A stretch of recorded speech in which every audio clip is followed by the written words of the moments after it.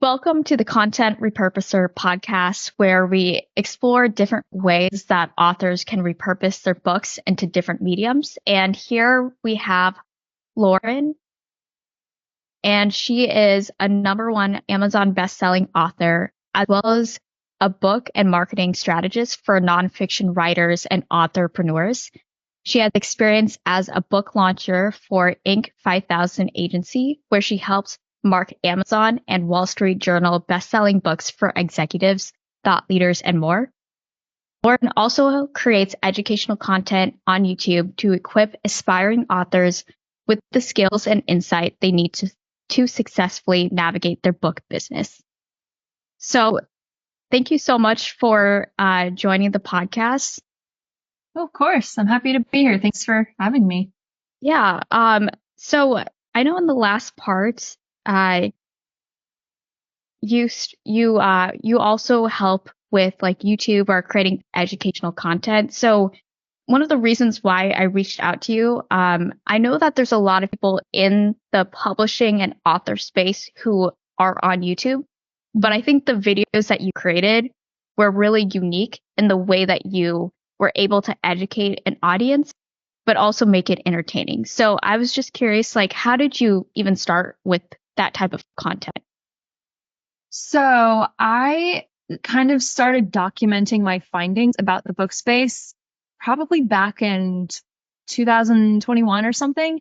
So it was like right in the middle of the pandemic when coincidentally a lot of conversations around books also happened to take off because, everyone was inside quarantining and they had nothing to do. So there was like a huge spike in books. So it happened to be a very good time when I decided to kind of talk about it, but a lot of it was born out of my own experience on my own authorship journey while simultaneously working for an Inc. 5000 agency as a book launcher. And so kind of learning both personally and professionally about everything that goes into books and the business of being an author as a whole. I was like, holy cow, like more people need to know about this. So I started documenting it in like a blog type of format. I don't know, maybe it was just being a writer. Blogs were kind of the most accessible way to do that. And then at the same time, I was also learning that it helps to have like written and verbal content around similar topics for, cross promotion or for people to kind of, select which format that they like the best. And it helps with SEO and all that stuff. So around that time, I also started making YouTube videos and the quality was awful. It's still up there. It's not very good, but the content is still there. And that's kind of how it started. And then for whatever reason, I ended up kind of taking a break because I didn't feel like it was going anywhere. And then over the past year is when I kind of started to revisit it a little bit.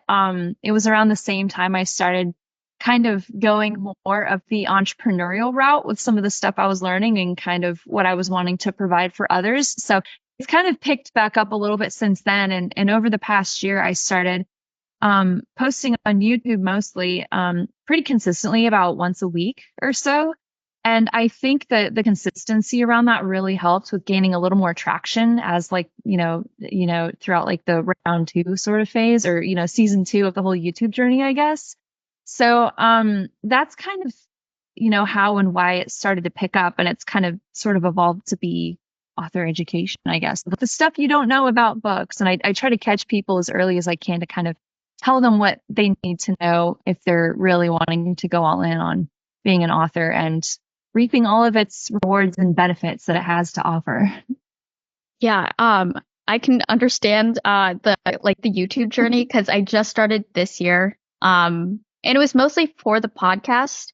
It was kind of just like an easy win to put it on both platforms. I actually have one video that isn't based on the podcast. It's just like kind of utilizing ChatGPT as a marketing for like authors. Yeah. And I started sharing it to people like on LinkedIn, different social media platforms, like community like groups. And I got like 100 views. And I was like, oh, I was like, but for me, I'm like, this is like, I put it off so long because I hated the quality of it. Yeah. I was like, why am I doing? So I can totally understand because I think like a lot of authors, they may be hesitant to be on camera for for that specific reason. Mm-hmm. So I was curious, like, how did you start? Like, what are the things that you did to help, like, either like mitigate some of the worry or mitigate like the imposter syndrome that comes around it? Yeah, well, I think that's a really good point that you bring up about people not always wanting to see themselves on video. But I think, I'm only an expert by 1, maybe 2 years. There's people who've been doing it way longer than I have. But at least for me, I think I've sort of grown to learn that people don't really care what you look like as long as you have the answer that they need to hear in the moment that they need to hear it. And, you could be blue with purple polka dots. And I don't think people would have a huge opinion on what you look like if the content is there. So I think for me, a lot of it was just like when I was scripting or blog writing or something, I tried to be as detailed and thorough as possible and the most concise way that I could be with the information that I was presenting so that, whenever I did present it visually, that, people would be more focused on the answers or the journey or the specifics of whatever topic I was discussing rather than what I looked like. Because I think what you bring to the camera is what the camera is going to pick up, at least, with more of like a visual type of perspective.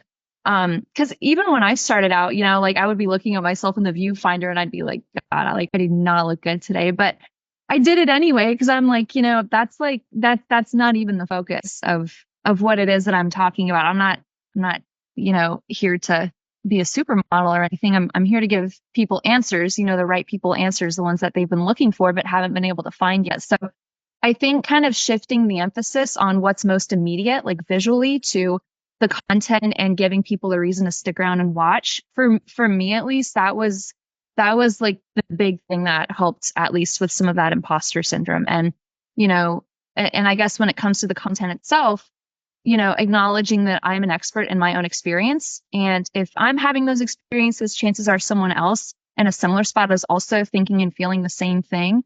So if I can leverage that as well as any professional experience that I have to create well-rounded, comprehensive content for someone, then I think that's what people care about the most. Yeah, I think that's what I had to come to terms with, because you don't have to be like a perceived expert in the way that you feel. It's like you just have to be one step ahead of your crowd. Yeah. And sometimes it's even better. Like I'm thinking, let me give an example of like I know that like if you were, let's say you were taking a math class, like it was calculus, and there's one person who's already graduated, but he's more advanced in calculus, or he does it, but he doesn't know the basics because it's been years since he's taken that specific class. I can guarantee you the person who took that class just a year ahead will probably be able to teach it better because it's now fresh in their mind. And so that's how I view it now, where a lot of these things are now fresh in my mind. So I'm able to explain it better compared to someone who's more advanced, where it's more on autopilot, all of these information. So they're not thinking ahead of those specific things, or they may not be able to break it down and make it simplistic for someone to understand. Yeah, I totally get it. Well, yeah, because I think that's part of the reason why, at least with me, I tried to document my experiences and findings as early as I could, because being someone who is a beginner, who's kind of figuring out the answers for themselves, like you're already in the mindset of someone who's also starting out. So I don't think you necessarily need to be an expert in order to publish any kind of content. But I think that, like you said, just starting somewhere, like, one beginner helping out another is a really great way to sort of build that sense of community and maybe even camaraderie of like, oh, thank God, like I thought I was the only person, but it's nice to know that someone else is kind of doing this with me, as opposed to, like you said, someone who's maybe a little too far ahead and doesn't quite know how to match meet someone where they're at because they're so far ahead. Yeah. Right. So I remember you said you were documenting the process. I know you have written a book in the past, so I just was curious, what made you first of all, what is your book about, and what made you want to, what inspired you to write the book? Yeah, so my book is called The Finer Things Club, and it's a memoir, a very coming of age memoir about my experience living and working in Yellowstone National Park, as a young adult, and I was a housekeeper. So it was by no means a fabulous job. There are way cooler jobs out there than scrubbing porcelain for $9 an hour. But I decided to write about it because I didn't know of many other people that did that kind of thing of working in national parks. It doesn't just have to be Yellowstone. So that on its own, I knew was a pretty unique kind of angle. And number two is that I also wanted to read and write more books about women in the wild, because the only other book that I know of that, a mainstream book that I know of that kind of has that sort of angle too is Wild by Cheryl Strayed. And, not that I'm comparing myself to Cheryl Strayed necessarily, but her book inspired hundreds or even thousands of women to go hike the PCT, the Pacific Crest Trail, after reading it. And, I don't necessarily need something that large scale, but if I can craft a halfway decent book with a unique angle, which is a pretty powerful combination for any kind of memoir, then if one person reads it and benefits from it in one way or another, I'm going to feel really good about myself and the kind of work that I do.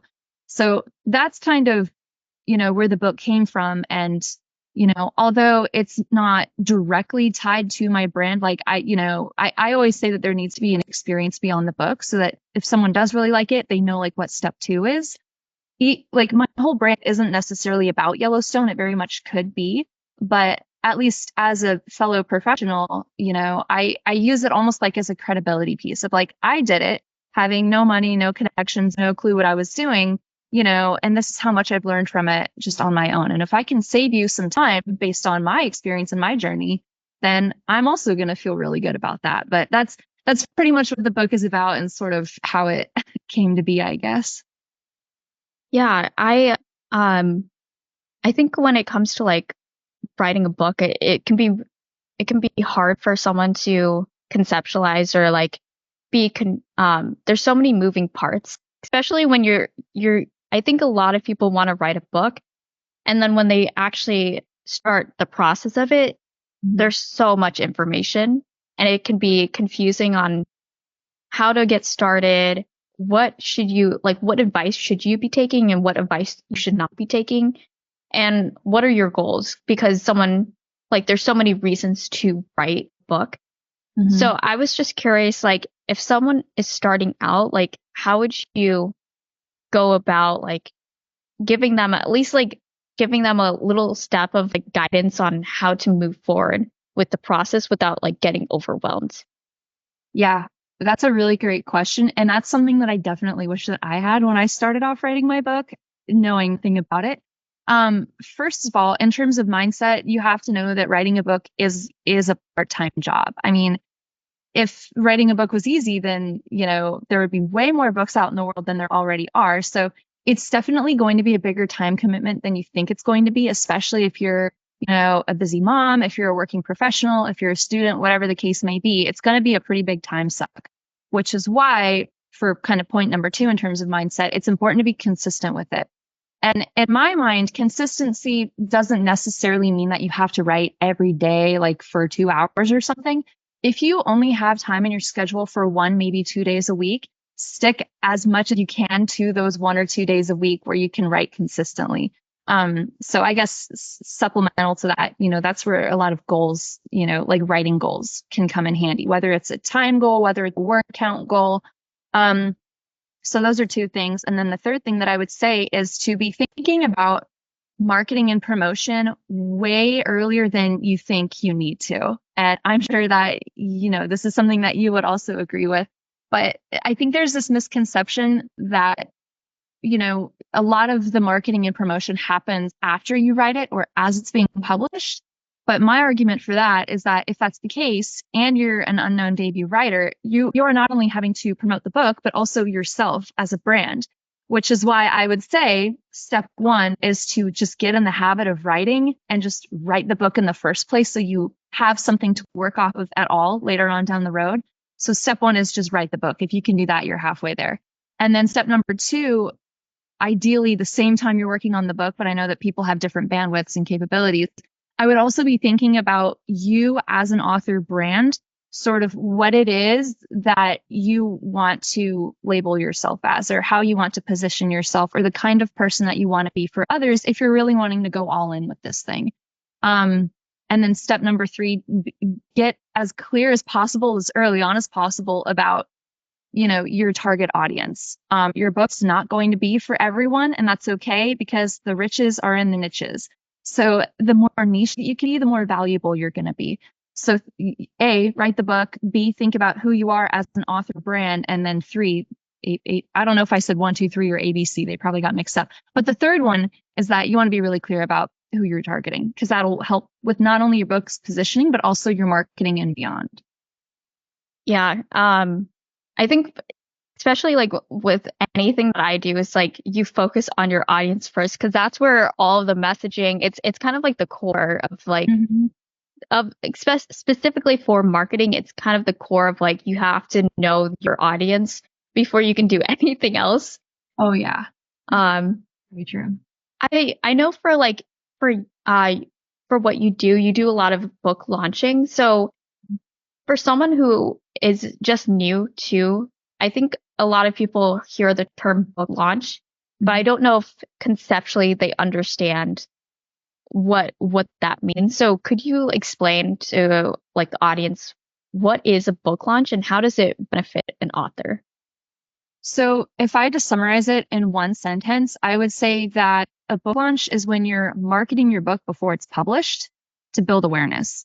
And your goal with that is to help with your sales, really. That's like the functional piece of it.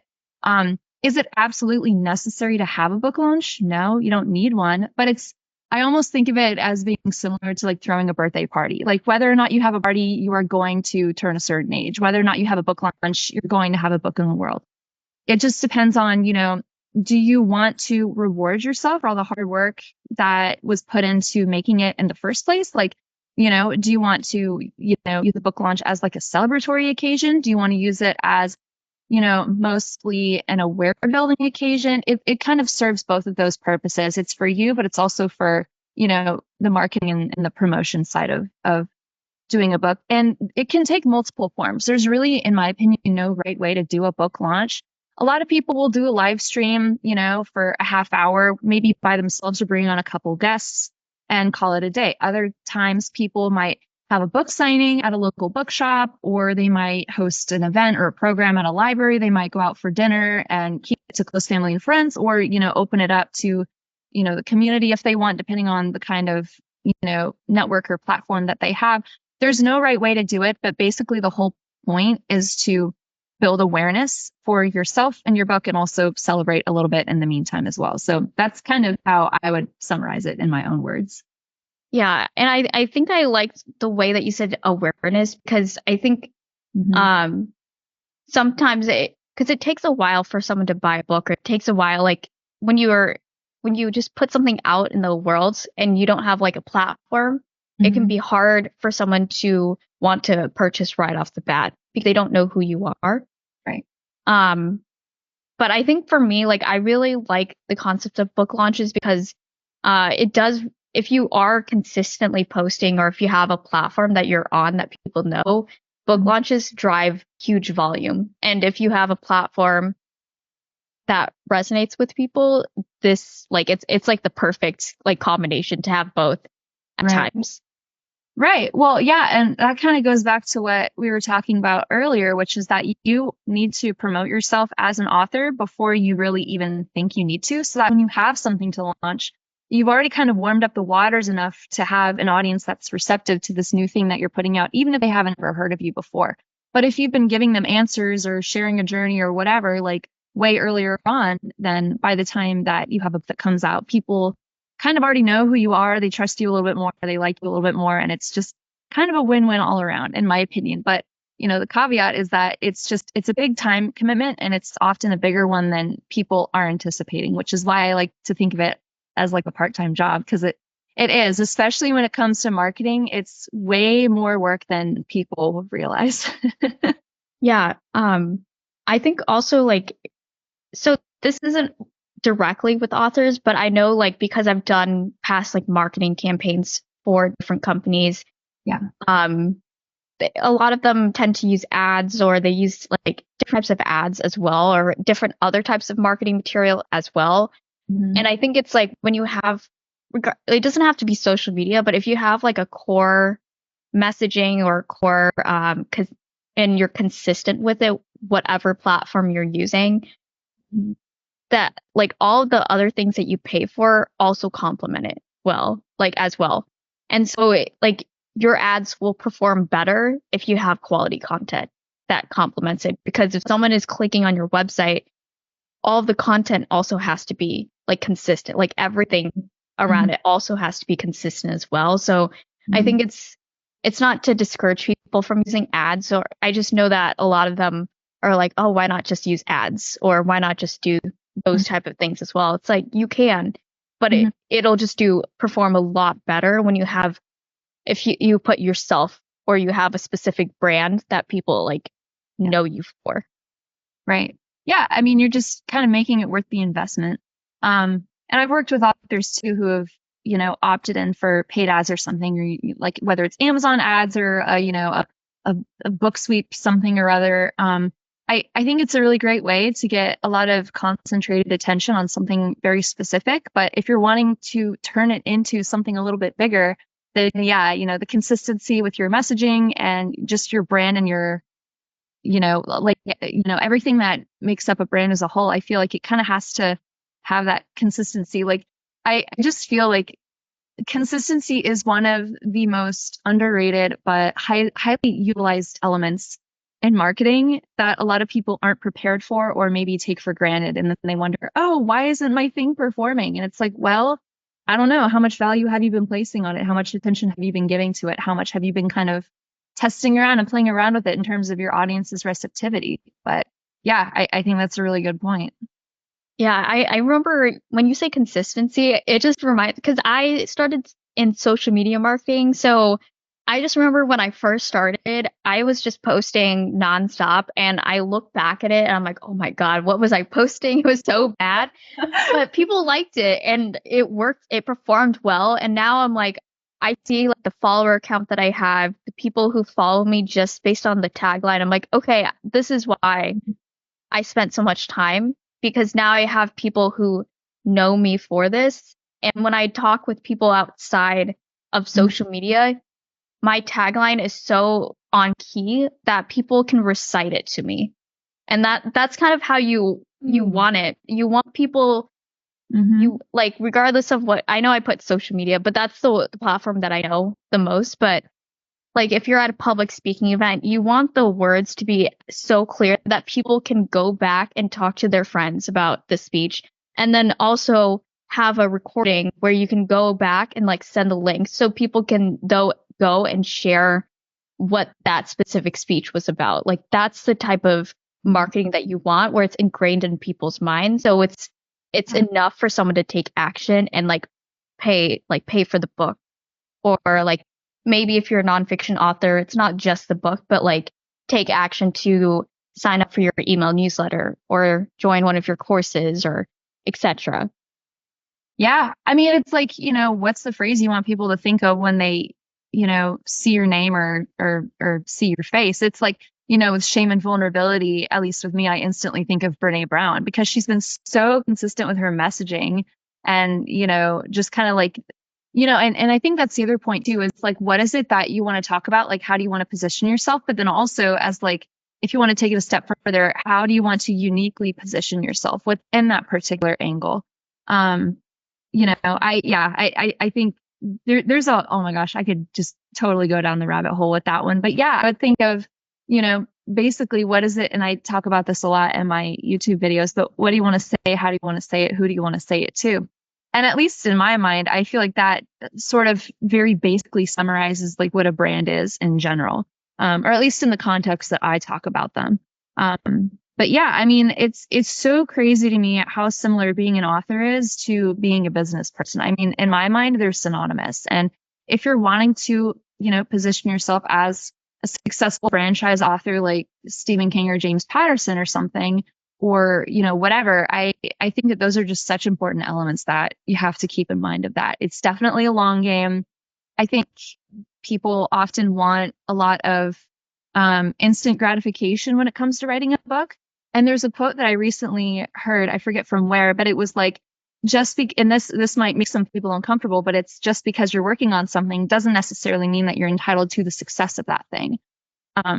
But, if you're almost always kind of thinking a step ahead while still meeting people where they're at, I think that's a pretty great combination for any kind of pursuit that you have, whether it's in books or business or both.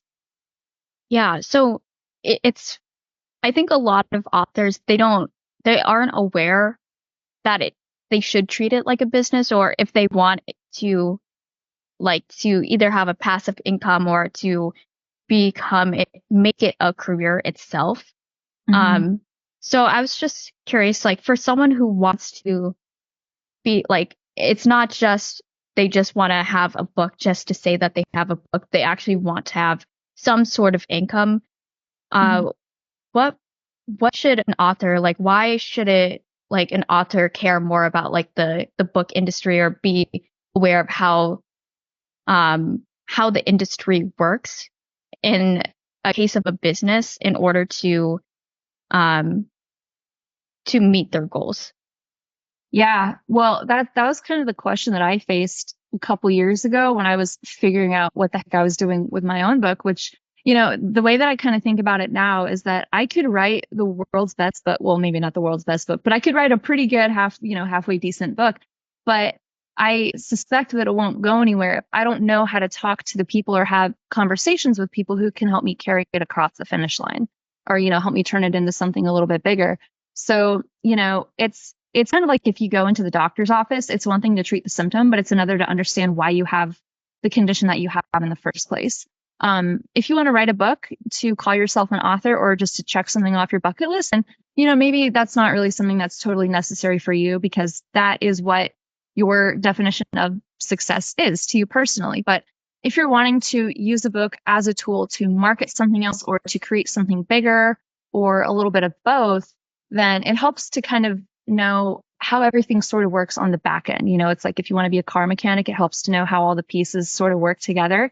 So that's at least how I kind of figure it in my mind. I also just tend to nerd out about that stuff, if I'm being honest. Like, it kind of started out as research, but now it's kind of like, oh, that's so interesting. How can I sort of spin this in a way to make it more appealing to the average person who, doesn't necessarily know all of the industry jargon or something, for example. It's sort of like, how can I get my kids to eat their vegetables without them knowing that they're eating their vegetables? It's like, if you spin it or make it attractive, or, use enough layman's terms or something, I think anything can be accessible to anyone. Not to change up industries too much, but Carl Sagan was an amazing person at doing that. I mean, he was able to explain like quantum physics to the average Joe, and they were able to get it. And that was kind of a big part of his brain, at least to my understanding. I'm not as sciencey as I think I am, but that's kind of how I interpret it myself. That, if you want to go for the goal, it kind of helps to know how all of that works, I guess.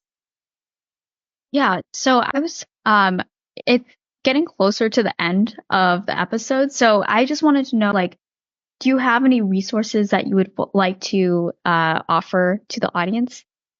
Yeah. So you can, of course, check out my YouTube channel. My username is Lauren Erickson, but the O in my last name is the 0, I think.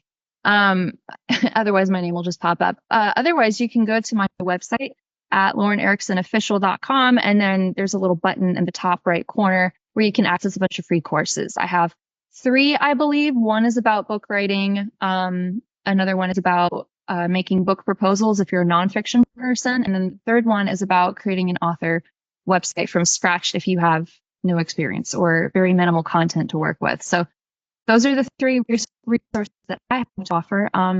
And I'll occasionally hang out on Instagram as well. Same deal. It's Lauren Erickson, but the O in my last name is a 0. Yeah. Thank you so much for being on my podcast. Of course. Thanks so much for having me. It was a good time.